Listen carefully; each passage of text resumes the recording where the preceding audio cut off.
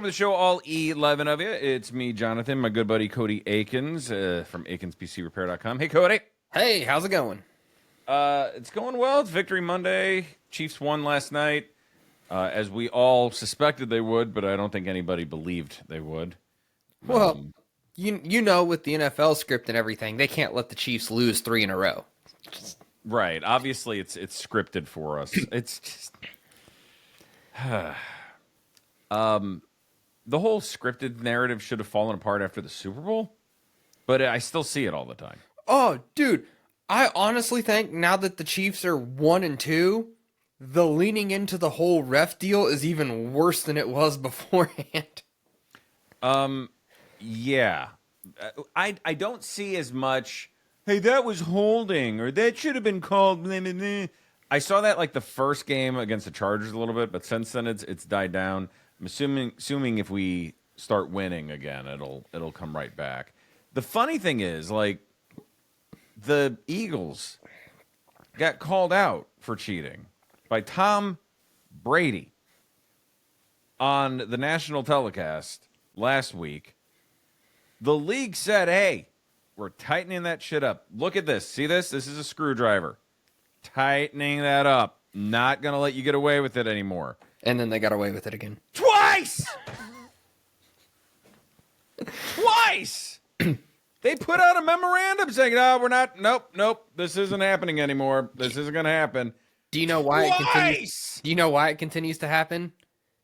Because it wasn't Chris Collinsworth that pointed it out. I guess so. That's what is necessary. We'll get into his stuff. People are pissed about him last night, too. People don't like him. I think that's a hallmark of a good announcer, though, and it's hard. It must be hard. It's kind of like that with being a talk show host too. But it must be hard being an announcer, because if you're doing really well, everybody hates you. If you're doing really well, everybody hates you. But also, if you suck, everybody hates you. If you praise one guy too much, everybody hates you. If you praise the other guy too much, everybody hates you. If you don't praise people enough, like Troy Aikman, everybody hates you. It's just nonstop. Like, if you're Tom Brady, everybody hates you. If you're Tom Brady, everybody hates you, but for totally different reasons. Oh, by the way, I don't really want to get into this, but it's just a clip I just saw before we got on. Greg Olson, who Tom Brady replaced, was on that god-awful Barstool morning show that's on FS1 now that replaced Moneyball. What was the name of the show? Breakfast Ball on FS1. And he's just going off on Dave Portnoy. Like the whole, like, you're ugly. Did you know that? Like, you're an ugly, like, because Portnoy was like, oh, you're wearing a hat. Why don't you dress nicer to my show? And Greg Olson's just like, what are you talking about? You're ugly and you dress like shit, dude. And it was great. It was, honestly, that show apparently has like the worst ratings that any show on FS1 has ever had. And that makes me so happy. Because Dave Portnoy is a scumbag. All right, so the Chiefs won last night. What was the score, Cody? I always forget the score. 22-9. 22-9. We're going to go over the good, the bad, reasons to be optimistic about the future, players of the game. I want to talk about some sneaky good players and a couple of sneaky still great players. All right? All right. So here's the good. Obviously, the Chiefs won. I hate using this cliche. Wasn't pretty all the time.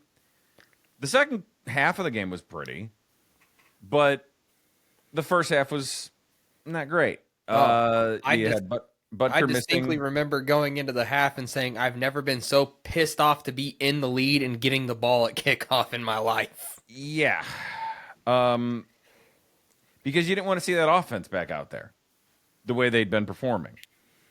And it was because they ended that second half with the Pacheco fumble / I don't want to catch this. You threw it backwards, Patrick. Like, what are you doing? Throwing the ball backwards.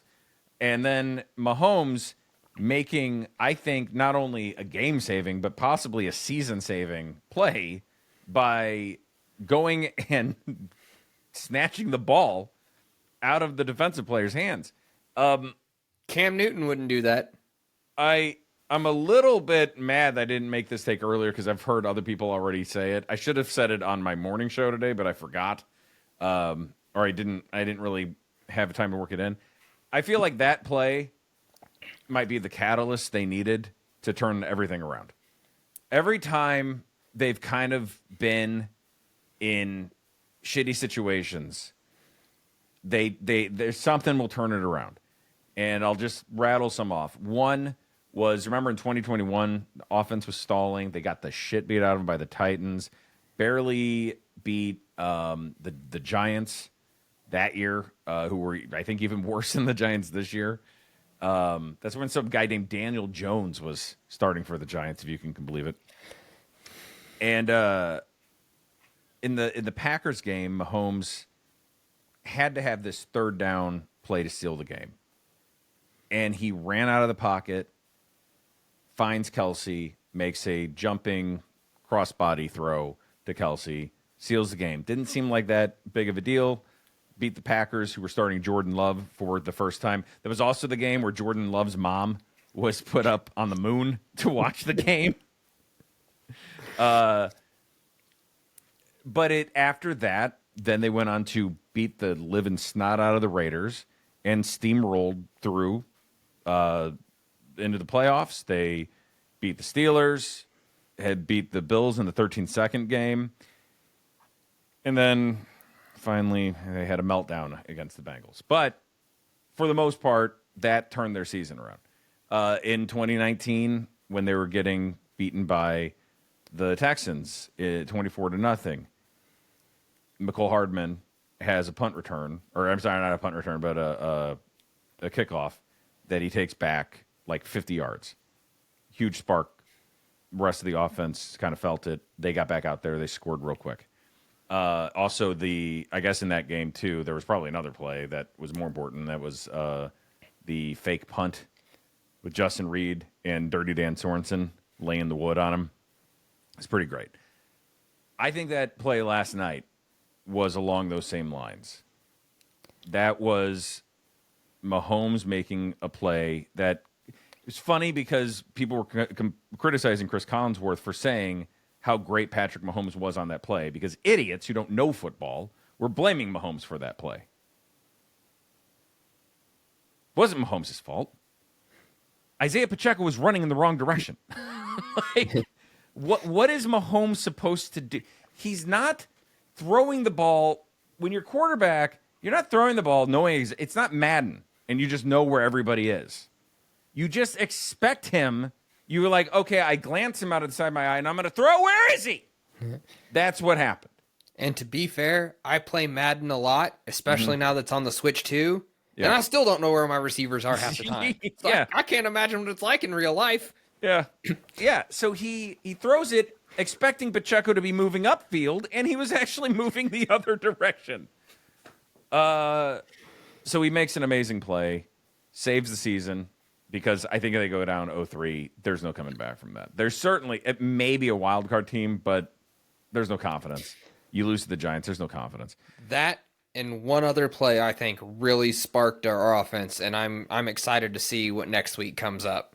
What other play? That amazing catch by Thornton.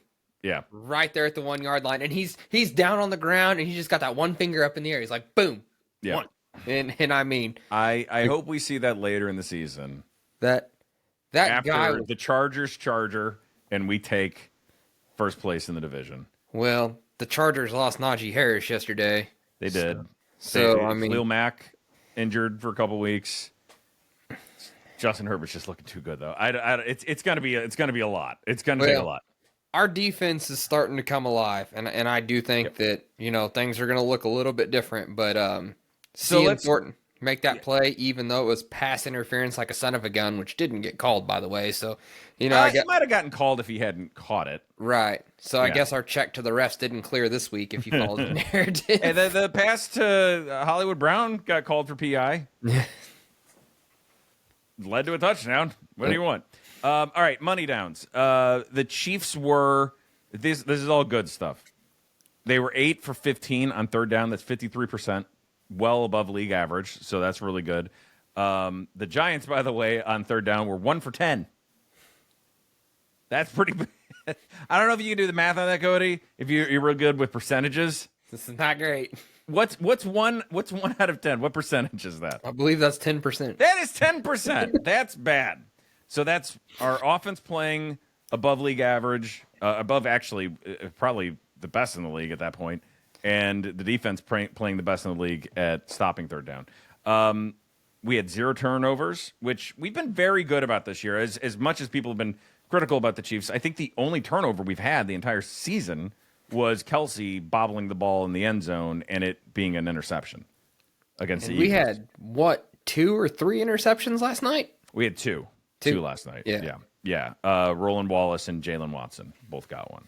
On moon balls, which when Mahomes is being criticized for not hitting Thornton, and I think I even said it on this podcast, I wish that he would do this more. I take it back. Because if throwing a moon ball means just straight up and down, don't do that. It makes it way too easy for for any competent defensive player to catch it. That one that Roland Wallace had, he came from the opposite hashtag.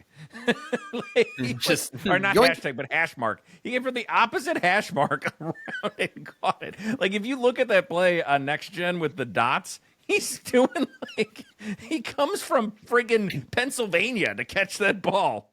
Dude, and it looks like it was thrown right to him. Yeah, it was great. We were 2 for 3 in the red zone. Not great that we were only in the red zone 3 times, but 2 of the 3 times that we were there, we scored a touchdown. I believe going into the game, Mahomes was the worst quarterback in the league at that point in the red zone. He had a 0 passer rating in the red zone. Not great. Because all of our touchdowns had come on long passes to that point. Tyquan Thornton, 5 catches, 71 yards, a touchdown. I mean, not that they were back-to-back plays, but he would have had, that was 2 basically touchdown catches in a row that he had. Yeah. The one that he just barely messed up, and, I get it. They're still breaking him in. I was very upset at that play because 90% of wide receivers in the league can make that catch. That first one that he screwed up. And I would also say 90% of wide receivers in the league would not have caught that second one. So, and I'd like to highlight something on that play. Yeah. So he bobbled it. He didn't catch it on that play. And on the next play, Mahomes went right back to him. Yeah. So no, go ahead. I'm sorry. I didn't mean to it really showed that confidence in him as a receiver. Yep. But then you go to another play where Mahomes literally pumps 3 times and Kelsey is wide open. It's almost like Mahomes is thinking, dude, I don't know if he can catch this. It felt like he had a lot more faith in Thornton last night than he did Kelsey.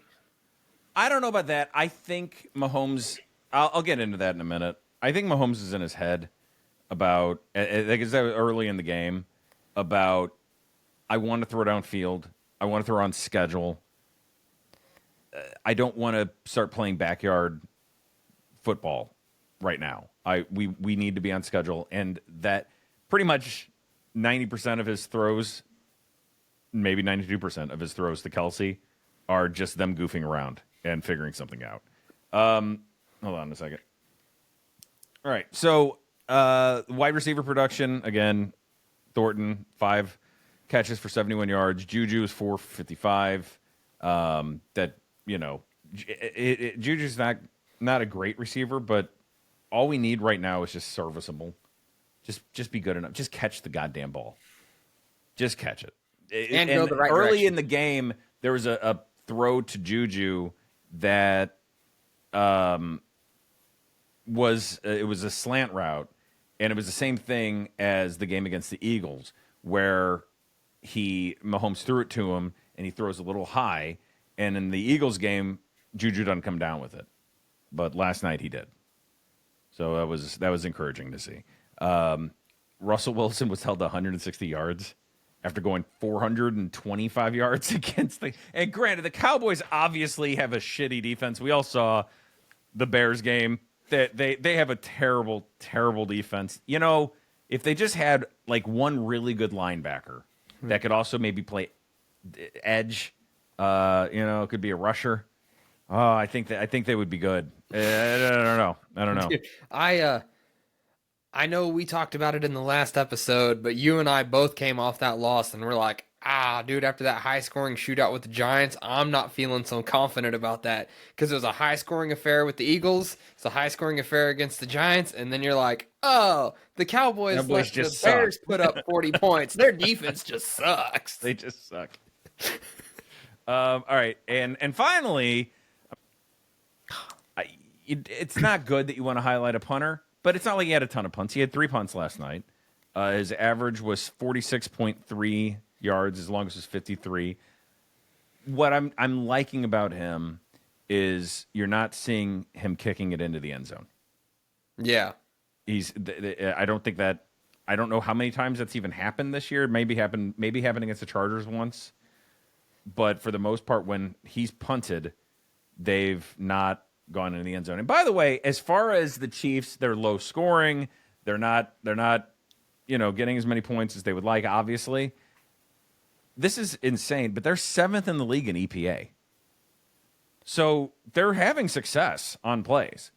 It's just they're grinding them out. And in fact, I read that if Kelsey had caught that catch at the goal line against the Eagles last week, they'd be 4th.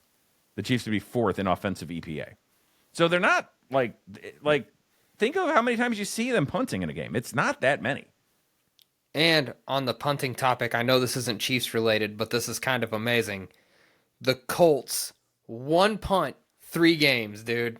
That's pretty amazing. And Daniel Jones, of all people, like, he gets out of New York, and it's like Baker Mayfield all over again. That dude is having his resurgence, and it's just amazing. Yeah, but no, it's not, because Baker Mayfield showed signs of being good on the Browns. Right. I mean, the only year he was, like, kind of bad was when he had a torn labrum. Daniel Jones was always shit. Like, I mean, shit is a little bit strong, but he showed some raw talent. But his most famous play before he joined the Colts was that time he had a sprint to the end zone and he fell on his face. Like, Dan Orlovsky was happy about that. He's like, oh, okay, finally, I don't have the goofiest quarterback play in the history of quarterbacking. And 3 weeks in, they're looking like real Super Bowl contenders. Yeah. I honestly, like, they haven't played anybody great yet. I mean, who have they played? They played the Titans and the Jaguars, and I don't remember who else.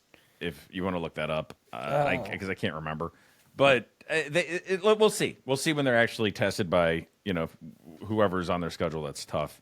I know we're not on their schedule, but yeah. Another thing to be excited about is PFF put out one of those vector things, like a Z-axis or Y-axis, XY-axis thing. On the left side, going horizontal, it is the pass block win rate when left on an island. This is for tackles. So how often they're left alone and expected to succeed on their own. And then on the bottom is how often they're left on an island. So Josh Simmons is left on an island 73% of the time, and wins when he's on an island 92% of the time. So when he has no help at all against an edge rusher, he wins 92% of the time, and he's in that situation 73% of the time. That is up there with Lane Johnson and Jordan Mailata. Let's fucking go. Like, that is good. So I look up that Colts schedule. One of those games was against the Broncos. And we play them on November 23rd. Oh, we do play them. Oh, we play the AFC South this year. That's right. I forgot we played the South this year. So we better get our shit together. I'm not worried about the... I know it's a thing. We should worry about the Colts no matter whether they're good or not. I'm not buying it. The Colts used to be good when they had Peyton Manning and what's his face? I can't remember his name. I'm having trouble remembering names lately. I think I need to sleep Andrew more. Luck. Andrew Luck, yeah. The bad news from last night, 8 for 85 yards on penalties. Some of them were drive killers. We weren't all that explosive. 4.6 yards a play. The Giants also were 4.6 yards per play. The run game still sucks. 3.8 yards per carry. The longest rush we had was 11 yards. And it said we had 2 sacks. I'm not remembering where we had sacks, though. Against us, or against us, yeah. I remember getting a couple sacks. I don't remember Mahomes being sacked. Is it possible that they classified that the 2 backwards passes as sacks?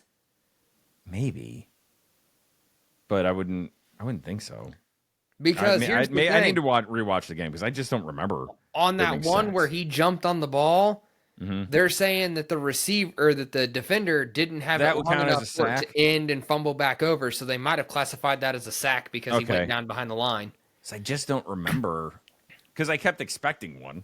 I kept thinking like, oh God, like we're gonna give up a sack here, and we didn't.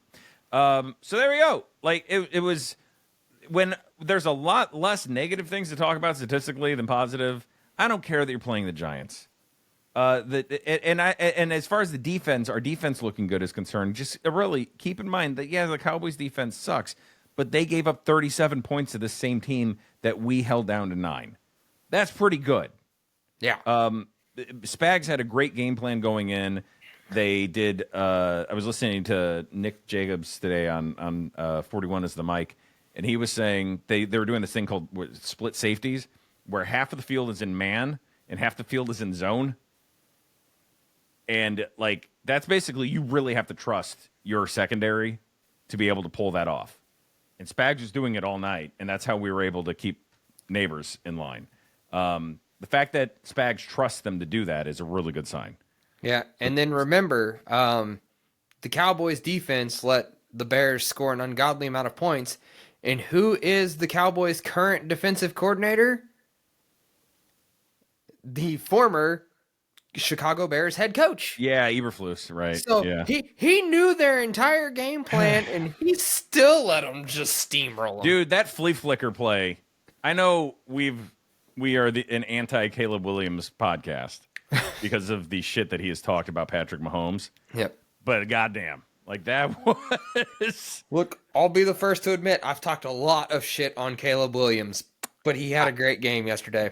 He had one good game, and I've seen way too much praise for him today, by the way. Right. Because I get the raw talent is there and the potential is there. We've seen it before. We've seen other players put up these kind of games, whether that was Daniel Jones in I believe 2021, had some good games in there. 2022, I mean, he went to the playoffs, for God's sake. I get 3 of them in a row, and then I'll believe it. All right? Now, granted, Daniel Jones looks good now. So what am I talking about? Daniel Jones has had his 3 in a row. Yeah, you're right. All right. So going forward, there's a lot of reasons to be optimistic. I know Chiefs fans, just in general, always want to complain. I think it's just a thing with fans where you think you sound smarter by complaining.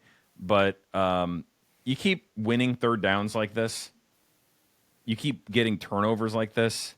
You'll win every game. You'll win against every team. And the Chiefs, historically, with Mahomes, have been incredible at getting third downs. That's what's been off the first couple games, was them not being able to convert those third downs. By the way, Lions are beating the Ravens 7-0 right now. Already? Shit, the game just started. Yeah, the game just started. Well, no, they're 7 minutes into the first quarter. No. I obviously, as soon as we're done with this, I'm going to go right downstairs and watch that because we're playing them next week. Laura's got it on upstairs right now. Oh, does she? Okay. Our defense has looked amazing the last couple weeks. 151 net pass yards is crazy considering what the Giants were able to do the week before. And there you go. So, I mean, there's a lot of things to be positive about. The wide receivers, like, honestly, I would love to see more Thornton, Remigio, and Brashard Smith out there. I know he's a running back, but use him like on jet sweeps and things like that. Let the new guys give it a try. You know, see what they got. Because Remigio, every time he has the ball, he's got some pop to him. He's got some explosive. He had a good play last night. It could have been better if he had followed Kelsey to the outside on the fly motion jet sweep that they did to him. But fine, let him do it again. Let him do it again. And we're hopefully gonna have Worthy back next week. I think that's gonna be really good for us. Also, Rice is able to return to the facility and participate in meetings starting this week. Yeah, Andy talked about that today. Andy also talked about the whole blow up with him and Kelsey on the sidelines. What did you think about that? Dude, it's tension's boiling over. You're 0-2. You're frustrated. Things aren't happening. I mean, we've seen Kelsey and Reed get into it on the sideline before. Yeah, people act like because he's getting engaged, or he is engaged and getting married to a pop star, like he's some, like, Ravens just scored a touchdown. Derrick Henry just ran it in. That Kelsey's like some kind of big goofy sweetheart because he comes off like that on the podcast. That guy's an animal. Like, we remember early Kelsey in Kansas City throwing his own flag at the refs, making jerk off motions. I mean, just last week he was penalized for doing the big balls thing from Major League 2, which is ridiculous because he actually ended up getting fined more for that than Tier Tart was fined for punching him in the head. Yeah. But the NFL loves us. It's all scripted. So the biggest reason, Cody, to be excited is that what? Slap a player than it is to pretend to play with your fellas. Pretend to play with your balls. The biggest, he was just doing his impersonation of Patrick Mahomes. That was all. The biggest reason to be excited is the deep ball's back. The biggest reason to be excited is that we have that back, because I genuinely believe that if this team was the 2024 Chiefs, we would have won that game, but the score would have been 16-9. They would have been 16-9 because one of the touchdowns was from that throw to Thornton. Actually, we would have probably gotten down there another time, maybe. I don't know how the 2024 Chiefs would have done it. Maybe they would have gotten as many, but they definitely wouldn't have had that play to Thornton. And the other way we got the other touchdown, got within touch. No, that wasn't on that, was it? We got a field goal on the Hollywood Brown PI. But whatever. Yeah, but he wouldn't have thrown that to Hollywood last year either. Cody, what's going on at Aiken's PC Repair? Man, we are just kind of working through some of our cell phone repair. If you get frustrated when your favorite team loses and you drop your phone or throw it or something happens to it and the screen happens to crack, well, I can fix those. We fix many of the brand names like Samsung and iPhone. And if you're once you get that fixed, we have screen protectors to hopefully help prevent you from breaking it again. We also have screen protectors that help pay for future costs in the event that you break your phone again. We also have tons of neat accessories. Remember that charger I set you up with that's got the phone charger, the watch charger, and the earbud charger on it? So yeah, and then don't forget, we also have that new residential computer support plan now. I mean, folks, we are practically offering a warranty on virus removal. $15 a month or $150 a year. We cover all the labor on your computer and the cybersecurity. You know what Chris Collinsworth would call virus removal? Virus removal? Virus push. Virus push. Virus push. Hey, I pushed the virus out of the computer. All right. So for all those reasons and more, go to Aiken'sPCRepair.com. Thanks, mostly because he was still dealing with a busted clavicle. So explosives are back up. So here's some stats on that. We have had 9 completions for 20-plus yards and 2 for 40-plus yards. Last year, we only had 4 plays for 40-plus yards all season. So we've already gotten half of the 40-plus yard plays that we had last year. We had only 4 last year. We've already had 2. And his accuracy is a lot better. He's 59% on throws of 20-plus yards. Last year, he was 29%. Well, I want to say part of that is because one game we had Carson Wentz playing, but apparently Carson Wentz went to Minnesota and all of a sudden remembered he can play football. Okay, well, yeah, as far as the Chiefs' I guess overall, but those are specific to Mahomes from StatMuse. Oh, okay. And also just the Tyquan Thornton's profile is amazing. Like his average depth of target is 25 yards, which is top 5 in the league. That's 19 yards per catch so far, and he stretches everything out. I think that it's going to be interesting next week, considering the game he had last night. I wonder how Baltimore is going to play him, because how often we see that guy one-on-one? And the more Mahomes is able to hit him, the more teams are going to have to account for him. And then that opens stuff up over the middle. Because right now, Kelsey, people are talking about Kelsey having, playing pedestrian, not playing his best. Yeah, he's old and he's getting double teamed. It's anytime you see him catch the ball, that's one of the rare times that he hasn't been double teamed in the game. So there you go. I'm really excited about that. Players of the game. Patrick Mahomes, 224 yards, 1 touchdown, 0 interceptions. They went 8 for 15 on third down. And, of course, Mahomes should have been credited with the fumble recovery, but whatever, or forced fumble. But I guess he hadn't established himself enough. By the way, when you saw that play, Cody, when you saw Mahomes do that, because I was watching with Henry, both of us went, who was that? Like, I didn't know it was Mahomes at first. No, dude, I didn't have a clue. I just thought it was some guy. Like, I thought it was a wide receiver. I thought, like, Thornton had done it, or I didn't know.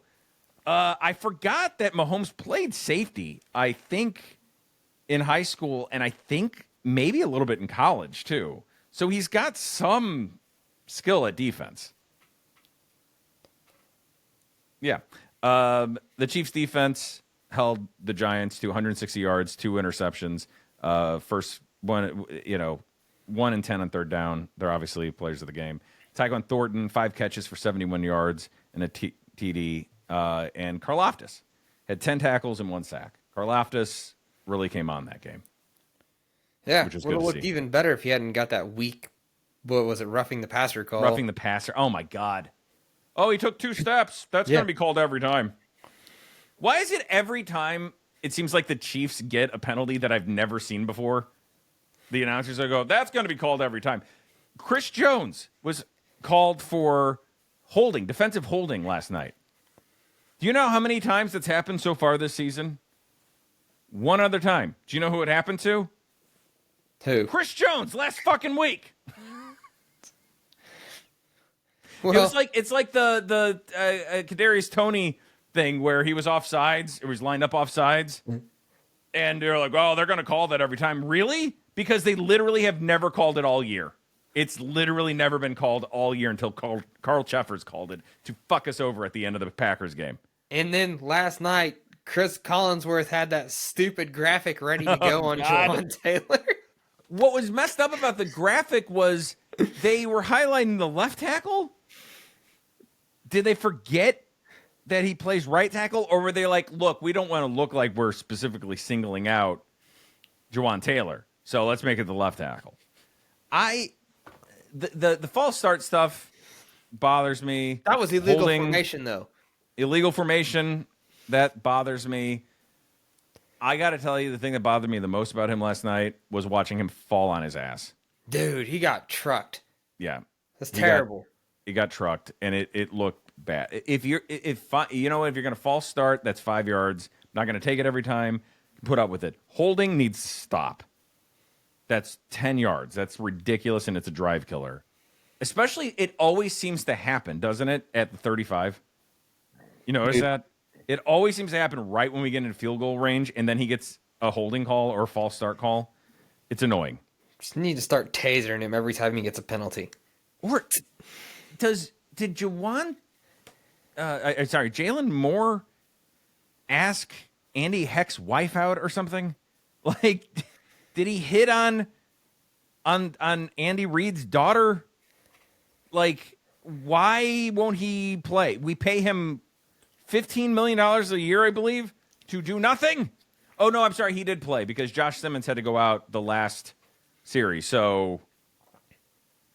Which was concerning, but he's fine. Apparently, he's been sick, so he was dehydrated.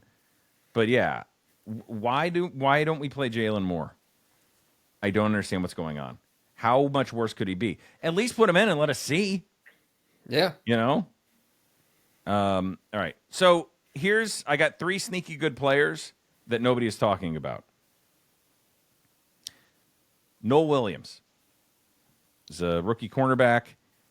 He's been active in the rotation, and he's part of the secondary. You erased Malik Neighbors last night, 2 for 13. I had better stats on him. Where were they at? Hold on a second.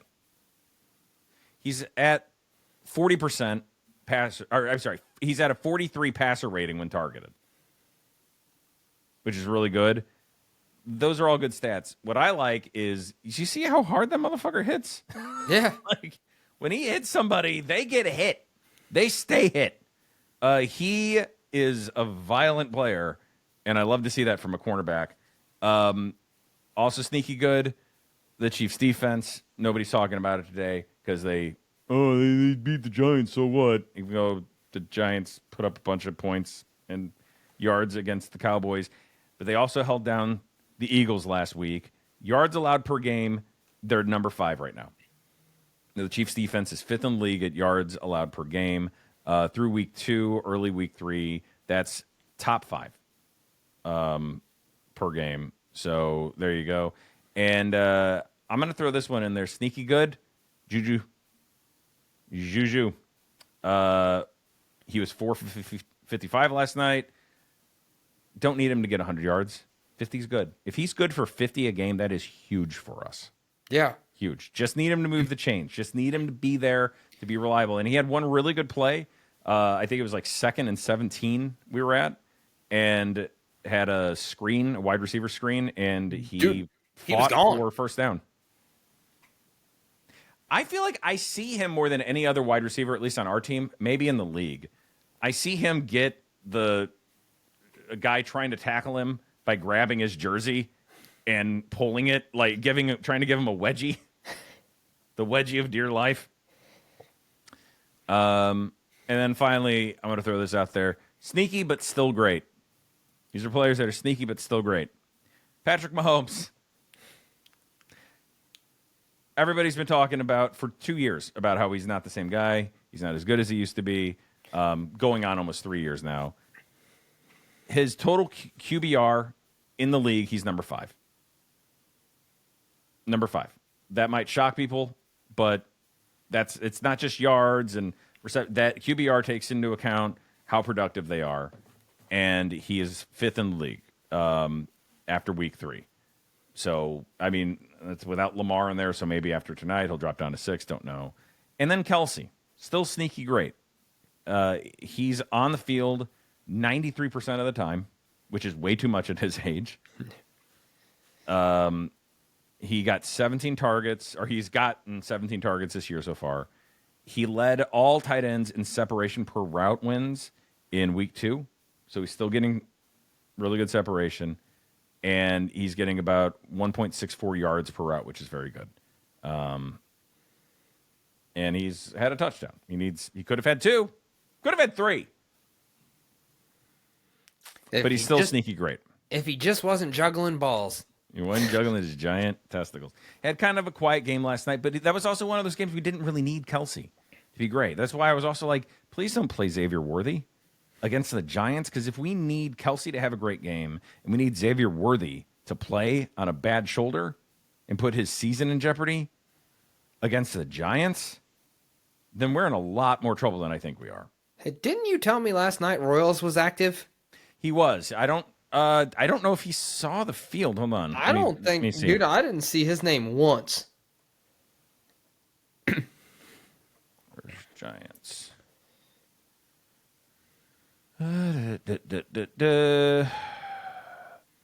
Did not play a single snap last night.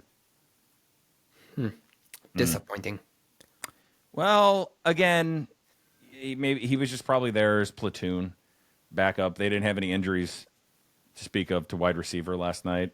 I mean, not even like it seemed like anybody was banged up at all. So that probably explains it. I did like seeing Brashard Smith out there on that jet sweep. I more of that.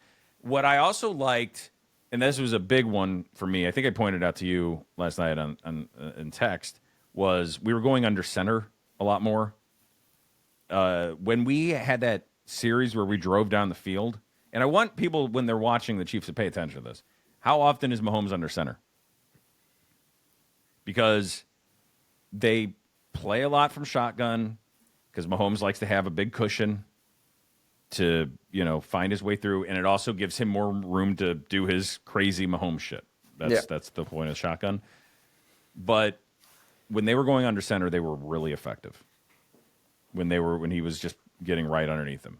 I don't know if Creed maybe needs to wash more. I don't know. I don't know why Mahomes doesn't seem to want to go under UC. But when they did, the run game was more powerful because it makes play action better. It's easier to disguise that kind of stuff.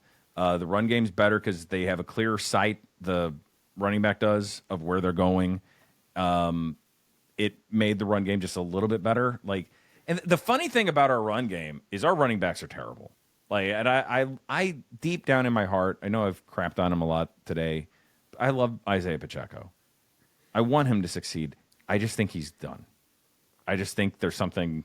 He's what Clyde was. He was good for like a season, and now it's time to move off of him. Yeah, he hasn't been right since the injury.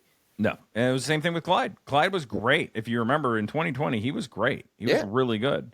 And then just nothing after he got injured against Buffalo. I really hope that they make a move for running back this week. Alvin Kamara might be out there. Make a trade. Just see if you could trade Juwan Taylor and Isaiah Pacheco for Kamara. Let's see what New Orleans wants to do. Let's see if they'd be okay with it. I can't imagine. I'd give away Juwan Taylor if someone to take his salary off our hands. Yeah, exactly. If you can take your, because people are, we need Tyreek Hill. That talk has kind of died down over the last week. I think Tyreek Hill needs the Chiefs more than the Chiefs want Tyreek Hill. We don't need him. So defeated on the sidelines last week. Oh God, on Thursday night. Yeah, he was about crying, but he's got new personal issues with his wife, claiming that I can't imagine that he was actually abusive towards a woman. That, and then just we don't need him. What do we need him for? The Chiefs struggled with Tyreek Hill. Yeah. When they were struggling in 2021, they had Tyreek Hill and prime Travis Kelce, and they still struggled. It's not going to solve the problem. What's going to solve the problem is the Chiefs getting out of their heads. Now, that's why that play was so important. I think that was the moment they were like, okay, let's stop fucking around. I think teams like the Chiefs have that reset button in them. And I don't think it's a halftime adjustment. I think it's a sideline adjustment. It's just, okay, let's stop this. What are we doing, guys? Come on. We're going to lose to the Giants, seriously? Let's get our shit together. Same thing, I hate to point them out, but I feel like the same thing happened with the Eagles yesterday, where they were like, what are we doing? We're going to lose. We're going to get blown out by the Rams. We're at -2 yards passing on the half when we have A.J. Brown and Devontae Smith. Hey, Jalen, do you see that your wide receiver weighs 230 pounds of muscle and he's being covered by 160-pound cornerbacks? Maybe just throw him the ball and see what happens. And they did that, and they won. I think good teams have a reset button, and I think the Chiefs hit it last night. So, as far as the Ravens are concerned, I was going to try, based on whatever research I'd done over the last couple hours before we got on, to do a Ravens thing, can they do to beat the Ravens? I'd like to see what actually happens in this game first before we start making prognostications. Stop Derrick Henry. Stop Derrick Henry, which I don't think will be a problem. I think Spags has always been good against Derrick Henry. I don't think that's ever been an issue. Contain Lamar, and they like to do a lot of cute little blitz packages where they look like they're going to blitz and then they pull back. So do RPOs, do a lot of what they need to do is under center and motion. I want to see that. I want to see that against the Ravens. I want to see a lot more Mahomes playing under center and a lot more motion. Screw with them, because that's what's been missing. The offense has been stale. And when was the last time you saw some special play? from them that wasn't Mahomes just doing crazy shit. Yeah. Like that's what I would like. And I'm not talking about the flea flicker like Ben Johnson. No. I'm just saying where they have a play where it makes, Chris Collinsworth, or I guess it'll be Tony Romo and Jim Nantz next week. Oh my God, only Andy Reid. Only Andy Reid would have a play like that. No corn dog, no Kansas City shuffle, no snow globe. Ain't seen none of that stuff in a while. Right. We better see it against Baltimore, because if being 0-3 would be bad. Being 1-3 isn't much better. But if they go 2-2, that's turning the season around. If they go 2-2 against Baltimore, that's turning everything around. That is the entire season. So just make sure to stay away from the out of bounds in the end zone, and if you do, make sure you got the cleats that are the right color. Yeah, wear white cleats all the time. I don't know. I didn't talk about Butker. People are really down on Butker. I even said something this morning about him. I started looking into the numbers. He's been off for like a year. Actually, he wasn't as good as he was last year either. It's something to keep in mind, but it's also Quentin, my producer on my show, pointed out it's 3 games. Like, that's too small of a sample size with a kicker, right, to judge. And I have a weird take. I feel like kickers in general. Like, do you see how many block kicks there were yesterday? I mean, the Chiefs had one.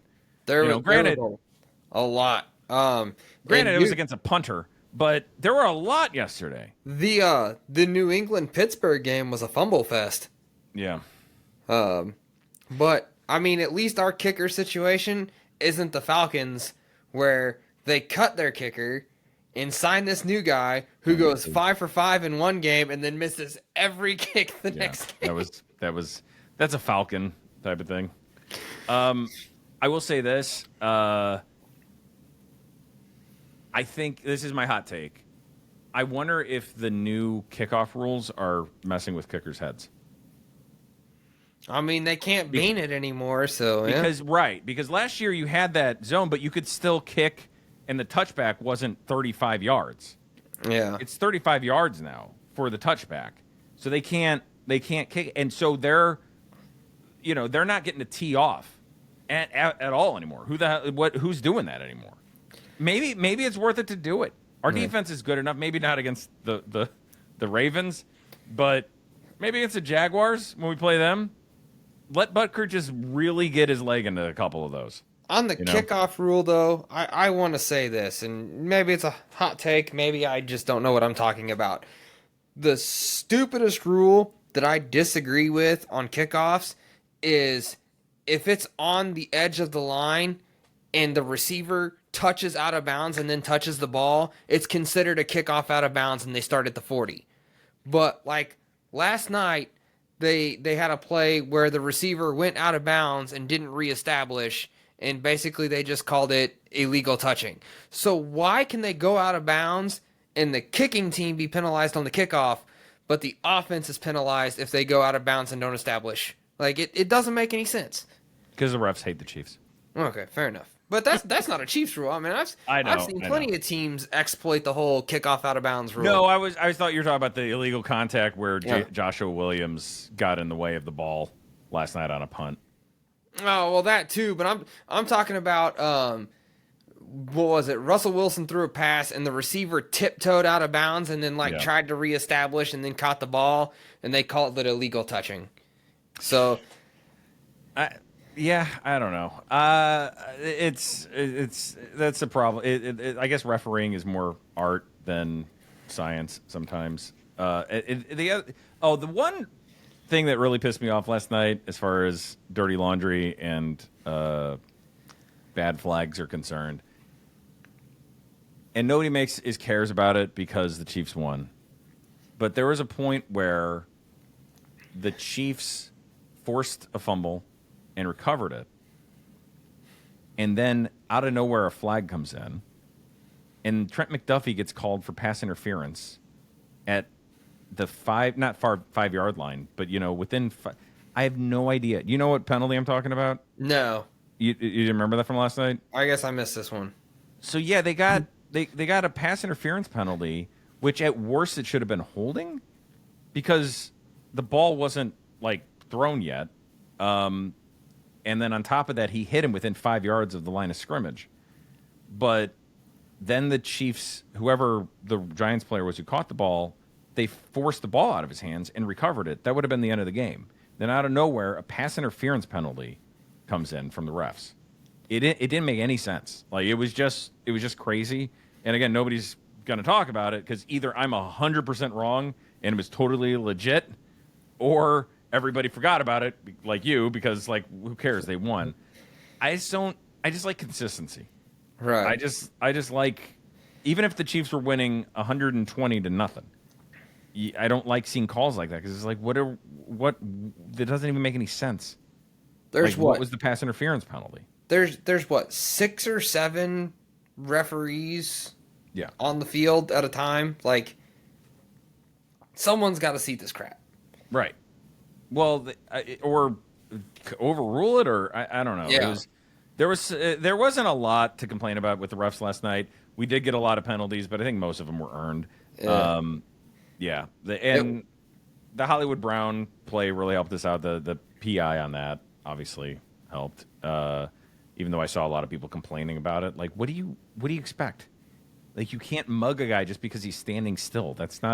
You can't literally grab him by the jersey and pull on him on defense. That's just not what you do. You try to catch the ball. So, all right, that's it. I think we should get together Friday. If that works for you. Do a Ravens preview if you want. Yeah, we can do that. We can do that. I'm just throwing that out there now. We don't have to. I know you have things you do on Friday, but I'm not busy. I'm not busy after I'm done unloading on said therapist. Okay, yeah. Then you'll be all tranquil and peaceful. So yeah, we'll do a show on Friday after therapy, and then preview, I guess, the Baltimore game, and just I don't know. I'm watching this Lions game versus Baltimore, just hoping that they look shitty. Hopefully. I don't hope for injuries, but man, if Derrick Henry could just get hurt enough that he has to miss the game against us, that'd be great. I mean, they're 4 minutes into the second quarter and it's still 7-7, so. Yeah, it's been back and forth the last couple drives. All right. Bye, everybody. Bye.